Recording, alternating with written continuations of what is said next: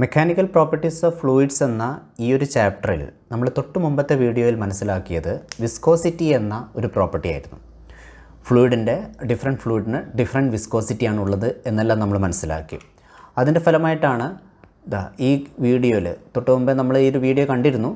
അതായത് ഈ ഇപ്പോൾ കണ്ടുകൊണ്ടിരിക്കുന്ന വീഡിയോൻ്റെ അകത്ത് നിന്ന് നമുക്ക് എന്താ മനസ്സിലായത്?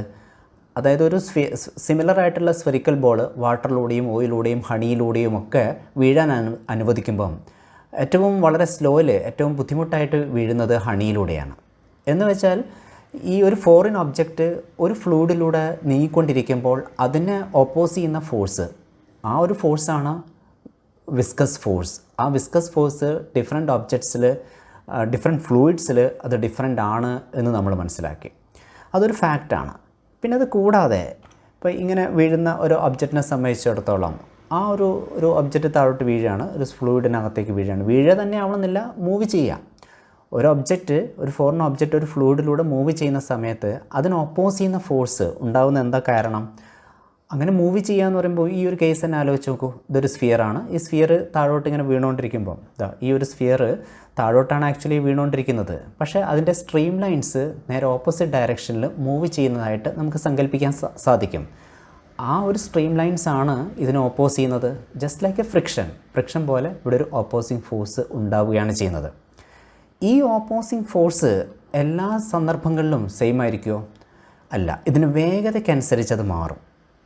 ഒരു ഫ്ലൂയിഡിനകത്തൂടെ വേഗത്തിൽ പോകുമ്പോൾ എക്സ്പീരിയൻസ് ചെയ്യുന്ന ഓപ്പോസിങ് ഫോഴ്സിൻ്റെ അത്ര വരില്ല, വളരെ സാവകാശമാണ് നീങ്ങുന്നതെങ്കിൽ സംഭവിക്കുന്നത്. അതുപോലെ തന്നെ ഈ സൈസിനെയൊക്കെ ഡിപ്പെൻഡ് ചെയ്യും. അങ്ങനെ പല ഫാക്ടേഴ്സിനും ഈ ഓപ്പോസിങ് ഫോഴ്സ് ഡിപ്പെൻഡ് ചെയ്യും എന്നുള്ളത് നമുക്ക് മനസ്സിലാക്കാൻ പറ്റുന്ന കാര്യമാണ്. അതിൻ്റെ അടിസ്ഥാനത്തിൽ ഇപ്പോൾ ഈ ഒരു സ്പെഷ്യലായിട്ട് ഈ ഒരു സ്ഫെറിക്കൽ ബോഡിയുടെ കേസ് മാത്രം വെച്ച് പറയുകയാണെങ്കിൽ, ഈ ഒരു സ്ഫെറിക്കൽ ബോഡി ഒരു വിസ്കസ് മീഡിയത്തിലൂടെ ഒരു വി എന്ന വേഗതയിൽ സഞ്ചരിക്കുമ്പോൾ അതിൻ്റെ മുകളിൽ എക്സ്പീരിയൻസ് ചെയ്യുന്ന ഡ്രാഗിങ് ഫോഴ്സ് കാൽക്കുലേറ്റ് ചെയ്യാൻ പറ്റിയിട്ടുണ്ട്. അതിൻ്റെ ഒരു വാല്യൂ നമുക്ക് പറയാം. അതായത് when a spherical body is moving through a viscous medium, it will experience an opposing force. The magnitude of this opposing force is given by F = 6πA𝜂V. ഈ ഒരു ഇക്വേഷന് വിളിക്കുന്ന പേരാണ് Stokes formula. This equation is called Stokes formula. നമുക്കിവിടെ എന്താ സംഭവിക്കുന്നത്? ഇതൊരു spherical ബോഡിയാണ്. ഈ സ്ഫെറിക്കൽ ബോഡി താഴോട്ട് വീഴാൻ കാരണം ഗ്രാവിറ്റേഷണൽ ഫോഴ്സാണ്. അങ്ങനെ താഴോട്ടേക്ക് ഗ്രാവിറ്റേഷണൽ ഫോഴ്സ് കാരണം മൂവ് ചെയ്യുമ്പം അതിന് ഓപ്പോസിറ്റ് ഡയറക്ഷനിൽ ഒരു ഡ്രാഗിങ് ഫോഴ്സ് ഉണ്ടാവുന്നുണ്ട്. ഈ ഡ്രാഗിങ് ഫോഴ്സ് ഇപ്പോൾ വീഴണമെന്ന് നിർബന്ധമുള്ള കാര്യമല്ല കേട്ടോ. വീഴുക എന്ന് തന്നെ വേണമെന്നൊന്നുമില്ല. ഇതിപ്പോൾ ഒരു ഭാഗത്ത് നിന്ന് വേറൊരു ഭാഗത്തേക്ക്, ഇപ്പോൾ ലെഫ്റ്റിൽ നിന്ന് റൈറ്റിലോട്ട് ഈ സ്ഫെറിക്കൽ ബോഡി മൂവ് ചെയ്യുമ്പം അവിടെ എക്സ്പീരിയൻസ് ചെയ്യുന്ന ഡ്രാഗിങ് ഫോഴ്സ് റൈറ്റിൽ നിന്ന് ലെഫ്റ്റിലോട്ടായിരിക്കും. അത്രയേ ഉള്ളൂ. ഈ ഡയറക്ഷൻ ഓഫ് മോഷൻ ഓപ്പോസിറ്റ് ആയിരിക്കും ഈ വിസ്കസ് ഡ്രാഗിങ് ഫോഴ്സ് അഥവാ വിസ്കസ് ഫോഴ്സ് എക്സ്പീരിയൻസ് ചെയ്യുന്നത്. എന്തായാലും അത് ഇതിൻ്റെ സൈസിനെ ഡിപ്പെൻഡ് ചെയ്യുന്നുണ്ട്. ദറ്റ് മീൻസ് ഇത് റേഡിയസിനെ ഡിപ്പെൻഡ് ചെയ്യുന്ന, റേഡിയസാണ് ഇവിടെ എ എന്ന് കാണിച്ചിരിക്കുന്നത്. പിന്നെ കോഎഫിഷ്യന്റ് ഓഫ് വിസ്കോസിറ്റിനെ ഡിപ്പെൻഡ് ചെയ്യുന്നുണ്ട്. പിന്നെ അതിൻ്റെ വേഗതയെ ഡിപ്പെൻഡ് ചെയ്യുന്നുണ്ട്. വേഗത 0 ആണെങ്കിൽ ഫോഴ്സ് 0 തന്നെ ആയിരിക്കും ചെയ്യും. ഓക്കെ, സോ ഇതാണ് സ്റ്റോക്സ് ഫോർമുല. പക്ഷേ ഒരു ചെറിയൊരു പ്രശ്നം നിങ്ങൾക്ക് ഫീൽ ചെയ്തിരിക്കാം, ഇതിൻ്റെ ഡെറിവേഷൻ ഇല്ലല്ലോ എന്ന്. ഇത് ഡിറൈവ് ചെയ്യാൻ പല രീതിയിൽ ഡിറൈവ് ചെയ്യാൻ സാധിക്കും. പക്ഷേ ഡെറിവേഷൻ ഇല്ലാതെ തന്നെ ഇക്വേഷൻ നിങ്ങൾക്ക് തരാനുള്ള കാരണം അടുത്ത് വരുന്ന ടോപ്പിക്കിൽ ഇത് ഉപയോഗപ്പെടുത്തുന്നുണ്ട്. അതുകൊണ്ടാണ്. ഇനി അടുത്ത സെക്ഷനിലേക്ക് പോകാം. അതായത് ഈ സ്റ്റോക്സ് ഫോർമുല ഉപയോഗിക്കാൻ വേണ്ടിയിട്ടുള്ള അടുത്ത സെക്ഷനിലേക്ക് കടക്കാം. അതാണ് ഈ ടെർമിനൽ വെലോസിറ്റി എന്നൊരു കൺസെപ്റ്റ്. ടെർമിനൽ വെലോസിറ്റി എന്താണ്? ടെർമിനൽ വെലോസിറ്റി എന്ന് പറയുന്നതിന് മുമ്പേ നോക്കൂ, ഇത് നമ്മുടെ ഒരു സ്ഫെറിക്കൽ ബോഡിയാണ്. ഈ സ്ഫെറിക്കൽ ബോഡി ഒരു ഫ്ലൂയിഡിനകത്തേക്ക് ജസ്റ്റ് വീണിരിക്കുന്നൊരവസ്ഥയാണ്. ഈ ഒരു അവസ്ഥയിൽ ഈ സ്ഫെറിക്കൽ ബോഡി ഫ്ലൂയിഡിനകത്തേക്ക് താഴോട്ടേക്ക് നീങ്ങുമോ അതോ ഈ ഫ്ലൂയിഡിനകത്ത് ഫ്ലോട്ട് ചെയ്യുമോ എന്ന് തീരുമാനിക്കുന്ന ഘടകം എന്താണ്? എന്തായാലും ഗ്രാവിറ്റേഷൻ ഫോഴ്സ് W = mg എന്ന ഗ്രാവിറ്റേഷൻ ഫോഴ്സ് എന്തായാലും താഴോട്ടേക്ക് ഉണ്ട്. അതിന് കൂടാതെ മുകളിലോട്ടുള്ള ഒരു ഫോഴ്സാണ് ഒരു ബോയൻ്റ് ഫോഴ്സ്. ഒരു അപ്വേർഡ് ബോയൻ്റ് ഫോഴ്സ് ഇവിടെ നിലനിൽക്കുന്നുണ്ട്.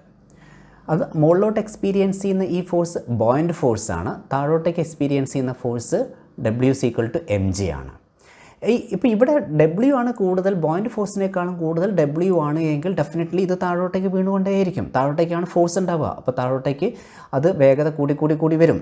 അപ്പോൾ വേഗത കൂടി വരുന്നതിനനുസരിച്ച് ഇവിടെ വേറൊരു ഫോഴ്സും കൂടി ഡെവലപ്പ് ചെയ്യുന്നുണ്ട്. അത് നമ്മൾ ജസ്റ്റ് ബിഫോർ പറഞ്ഞു കഴിഞ്ഞു. ആ വിസ്കസ് ഫോഴ്സിൻ്റെ മാഗ്നിറ്റ്യൂഡ് നമുക്കറിയാം. 6πA𝜂V എന്ന ഒരു വിസ്കസ് ഫോഴ്സ് നേരെ ഓപ്പോസിറ്റ് ഡയറക്ഷനിൽ എക്സ്പീരിയൻസ് ചെയ്യുന്നു. അപ്പോൾ അങ്ങനെ ഒരു വിസ്കസ് ഫോഴ്സിൻ്റെ അളവാണെങ്കിലോ, വിസ്കസ് ഫോഴ്സിൻ്റെ അളവ് ഇങ്ങനെ കൂടി വരും. അതിനെന്താ കാരണം? വിസ്കസ് ഫോഴ്സിൻ്റെ അളവ് ഇങ്ങനെ കൂടി വരാൻ കാരണം അതിൻ്റെ വേഗത കൂടി വരുന്നതുകൊണ്ടാണ്. അങ്ങനെ ഒരു പെർട്ടിക്കുലർ സ്പീഡിലെത്തുന്ന സമയത്ത് the net upward force and net downward force equal ആവാം. അങ്ങനെ നെറ്റ് അപ്വേർഡ് ഫോഴ്സും നെറ്റ് ഡൗൺവേർഡ് ഫോഴ്സും ഈക്വൽ ആവുക എന്ന് പറഞ്ഞാൽ after that there is no acceleration, there is no net force, there is no acceleration. That means its velocity will become a constant. ആ ഒരു വേഗതനെയാണ് നമ്മൾ ടെർമിനൽ വെലോസിറ്റി എന്ന് വിളിക്കുന്നത്. The constant velocity acquired by a spherical body when it is freely falling through a viscous medium is called terminal velocity. This is called the terminal velocity. അപ്പോൾ ഈ terminal വെലോസിറ്റിയുടെ ഒരു expression, ഒരു spherical ബോഡീനെ മാത്രം base ചെയ്തുകൊണ്ടുള്ള ഒരു expression നമ്മൾ calculate ചെയ്യാൻ പോവുകയാണ്.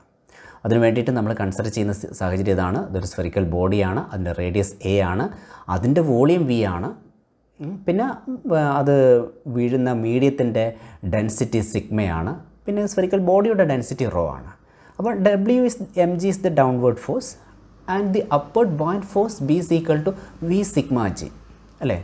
കുറച്ച് നേരത്തെ ഈ ഒരു ഡിസ്പ്ലേ നിങ്ങൾ കണ്ടിട്ടുണ്ടാകും, B is equal to V sigma g. അതെങ്ങനെയാണ് B is equal to buoyant force is equal to V sigma g എന്ന് എന്ത് അടിസ്ഥാനത്തിലായിരിക്കും പറയുന്നത്?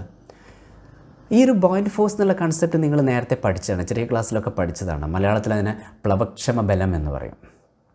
അത് എത്രമാത്രം ഉണ്ട് എന്നൊക്കെ മനസ്സിലാക്കിയൊരു പ്രിൻസിപ്പിൾ ഉണ്ടായിരുന്നു. ഏതാണത്? Yes, this is that Archimedes principle അല്ലേ?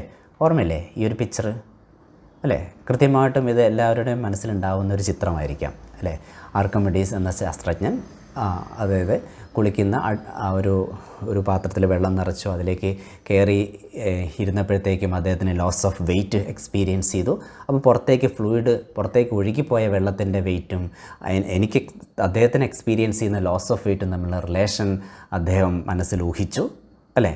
അതിനടിസ്ഥാനത്തിൽ ഡെവലപ്പ് ചെയ്ത ആർക്കിമിഡീസ് പ്രിൻസിപ്പിൾ. അങ്ങനെ ഡീറ്റെയിൽസിലേക്കൊന്നും നമ്മൾ കടക്കുന്നില്ല എങ്കിൽ പോലും ഒരു കാര്യം നമ്മൾ മനസ്സിലാക്കുക, ഒരു ബോഡി പൂർണ്ണമായിട്ടോ അല്ലെങ്കിൽ ഭാഗികമായിട്ടോ ഒരു ദ്രവത്തിൽ ഇമേഴ്സ് ചെയ്തുകൊണ്ടിരിക്കുമ്പോൾ, suppose a body is completely or partially immersed in a fluid, it will experience a loss of weight which is exactly equal to the weight of fluid displaced by it.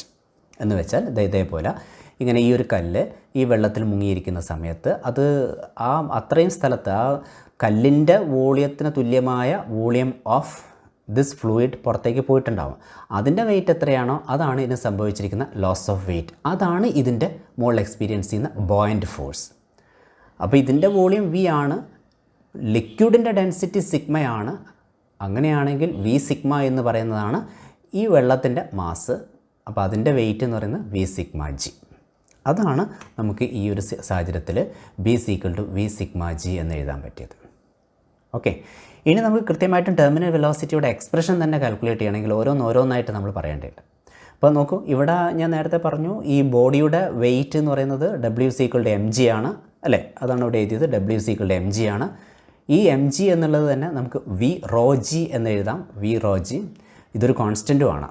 എന്ത് v rho g? Mass into volume into density ആണല്ലോ mass equal to volume into density. പക്ഷേ density എന്ന് പറയുമ്പോൾ density of the sphere എടുക്കണം. അത് അപ്പോൾ V rho G തന്നെ എടുക്കാം. അതൊരു കോൺസ്റ്റൻറ്റ് വാല്യൂ ആണ്, കാരണം വോളിയം കോൺസ്റ്റൻ്റ് ആണ്, റോ കോൺസ്റ്റൻ്റ് ആണ്, ജി കോൺസ്റ്റൻ്റ് ആണ്. അതേപോലെ തന്നെ ബോയിൻ്റ് ഫോഴ്സും കുറച്ച് മുമ്പ് പറഞ്ഞു വി സിഗ്മ ജി ആണ്, അതൊരു കോൺസ്റ്റൻറ്റ് വാല്യൂ ആണ്. വി കോൺസ്റ്റൻ്റ് ആണ്, സിഗ്മ കോൺസ്റ്റൻ്റ് ആണ്, ജിയും കോൺസ്റ്റൻ്റ് ആണ്. പക്ഷേ ഈ മുകളിലേക്ക് ഉണ്ടാവുന്ന ഈ ഡ്രാഗിങ് ഫോഴ്സ് അത് ഡയറക്റ്റ്ലി പ്രൊപ്പോർഷണൽ ടു വെലോസിറ്റിയാണ്. അതൊരു കോൺസ്റ്റൻ്റ് അല്ല, അത് വെലോസിറ്റിനെ ഡിപ്പെൻഡ് ചെയ്യും. അപ്പോൾ ജസ്റ്റ് ഡ്രോപ്പ് ചെയ്യുന്ന സമയത്ത് when A sphere is just dropped, ഇവിടെ എന്തായാലും വെലോസിറ്റി 0 ആണ്, അപ്പോൾ ഫോഴ്സ് 0 ആണ്. അപ്പോൾ ഇവിടെ ദി നെറ്റ് ഡൗൺവേർഡ് ഫോഴ്സ് ആ സമയത്ത് W മൈനസ് ബി എന്നാണ് വരിക. That is the net downward force. അപ്പോൾ W എന്ന് പറയുന്നത് mg ആണ്, that is mg minus B എന്നുള്ളത് നമ്മൾ കണ്ടു വി സിഗ്മ ജി എന്ന് പറയാൻ സാധിക്കും. എന്നാൽ ഇത് സ്ഫിയർ ഇങ്ങനെ ആക്സലറേറ്റ് ചെയ്യുന്നു, താഴോട്ടേക്ക് ഇങ്ങനെ സ്പീഡ് ഇങ്ങനെ കൂടി വരുന്നു, അങ്ങനെ ആക്സലറേറ്റ് ഡൗൺവേർഡ്സ്. അപ്പോൾ കുറച്ച് സമയം കഴിയുമ്പം അതിനൊരു വേഗത V എന്ന വേഗത അറ്റൈൻ ചെയ്യും. ആ സമയത്ത് അവിടെ ഉണ്ടാകുന്ന ഫോഴ്സ് 0 അല്ല, അത് 6/8V എന്നൊരു ഫോഴ്സ് ആയിരിക്കും അവിടെ ഉണ്ടാവുക. നമ്മൾ നേരത്തെ പറഞ്ഞ കാര്യമാണ്, വേഗത കൂടുന്നതിനനുസരിച്ച് വിസ്കസ് ഫോഴ്സ് ഇങ്ങനെ കൂടി വരുന്നു. അങ്ങനെ ഒരു നിമിഷം അതിൻ്റെ വേഗത ഒരു പെർട്ടിക്കുലർ വെലോസിറ്റി ആവുമ്പോൾ താഴോട്ടേക്കുള്ള ഫോഴ്സും മുകളിലോട്ടുള്ള ഫോഴ്സും എക്സാക്ട്ലി ഈക്വലായിട്ട് വരാം. പറഞ്ഞ കാര്യം തന്നെയാണ്, എക്സാക്ട്ലി ഈക്വലായിട്ട് വരാം. അങ്ങനെയാകുമ്പം after that there is no acceleration. Suppose ആ ഒരു വേഗത വി ടി എന്നൊരു വേഗതയാണെന്ന് വിചാരിക്കുക, that is called the terminal velocity. അതുകൊണ്ട് നമുക്കിവിടെ പറയാം if v is equal to v t, that is the terminal velocity. അപ്പോൾ എന്താ സംഭവിക്കുന്നത്? നേരെ മുകളിലേക്ക് ഇപ്പം ഉണ്ടാകുന്ന ഫോഴ്സ് ആണല്ലോ 6/8 V t. That 6/8 V T is equal to net downward ഫോഴ്സായ m g minus V sigma G എന്ന് എഴുതാം. ഇത്രയേ ഉള്ളൂ. ഇനി ഇതിനൊന്ന് മോഡിഫൈ ചെയ്തിട്ട് നമുക്കിങ്ങനെ ചെയ്യാം. എം ജിൻ്റെ സ്ഥാനത്ത് വി റോ ജി കൊടുക്കാം. 6/8 V T is equal to V rho G minus V sigma G എന്ന് കാണിക്കാം. നമുക്ക് ഈ വീനെ പുറത്തെടുക്കാം. V into sigma rho minus sigma into G എന്ന് എഴുതാം. അതിൽ വി എന്താണ്? Volume of the sphere 4/3 pi a cube എന്ന് കാണിക്കാം. ഇനി നമുക്ക് വേണ്ടത് എന്താണ്? Just simplification. അതായത് ഇവിടെ കോമൺ ടേംസ് പൈയും ക്യാൻസൽ ചെയ്ത് പോയി. ഇവിടെ 6 ഉണ്ട്, 4 ഉണ്ട്.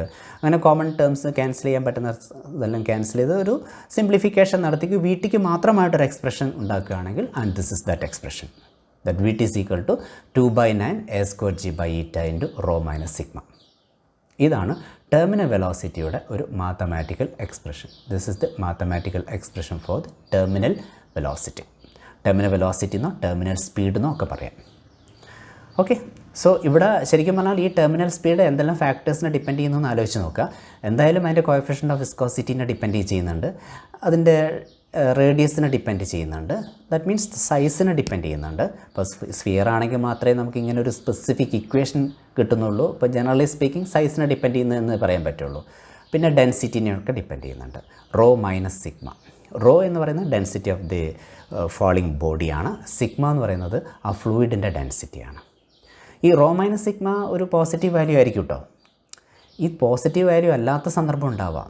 ചിലപ്പോൾ റോ ചെറുതും സിഗ്മ വലുതുമാണെങ്കിലോ, അതായത് നമ്മൾ വീഴുന്ന വസ്തുവിൻ്റെ ആ സ്ഫിയറിൻ്റെ ഡെൻസിറ്റി ചെറുതും പുറമേയുള്ള മീഡിയത്തിൻ്റെ ഫ്ലൂയിഡിൻ്റെ ഡെൻസിറ്റി കൂടുതലും ആണെങ്കിലോ, അപ്പോൾ റോ മൈനസ് സിഗ്മ നെഗറ്റീവ് ആവും. അപ്പോൾ അതിൻ്റെ അർത്ഥം എന്താ? ടെർമിനൽ വെലോസിറ്റി നെഗറ്റീവ് ആവും. അതിൻ്റെ അർത്ഥം എന്താ? ഇത് താഴോട്ടേക്കല്ല പോവുക, മുകളിലേക്കാണ് പോകാവുന്നത്, അല്ലേ? ഇത് മുകളിലേക്കാണ് പോകുന്നത്, മുകളിലേക്കാണ് ടെർമിനൽ വെലോസിറ്റി കിട്ടുന്നത്. നമുക്കറിയാം, ഒരു ഹീലിയം നിറച്ച ബലൂണൊക്കെ നമ്മളെ അന്തരീക്ഷത്തിൽ വെച്ച് ഡ്രോപ്പ് ചെയ്ത് കഴിഞ്ഞിട്ടുണ്ടെങ്കിൽ താഴോട്ടേക്കല്ലല്ലോ പോകുന്നത്, നേരെ മുകളിലേക്കല്ലേ പോകുന്നത്. ഓക്കെ, ശരി. ഈ ടെർമിനൽ വെലോസിറ്റി ഒരു സ്ഫിയറിന് മാത്രമല്ല, എല്ലാ ഒബ്ജക്ട്സിനും ഉണ്ടാവും. ഈവൻ നമ്മുടെ ഹ്യൂമൻ ബോഡിക്കടക്കം ഈ ടെർമിനൽ വെലോസിറ്റി ഉണ്ട് എന്നുള്ളത് ഡെമോൺസ്ട്രേറ്റ് ചെയ്യുന്ന ഒരു വീഡിയോ ആണത്. നിങ്ങൾ ശരിക്കും ശ്രദ്ധിച്ച് നോക്കിയാൽ വീഡിയോ ഒന്ന് പ്ലേ ചെയ്യാം. അദ്ദേഹം അതിന് താഴോട്ടേക്ക് വീഴുകയാണ്, താഴോട്ടേക്ക് ചാടുകയാണ്. ആ നിമിഷം വേഗത 0 ആയിരുന്നു. പിന്നെ വേഗത അങ്ങനെ കൂടി വരുന്നുണ്ട്.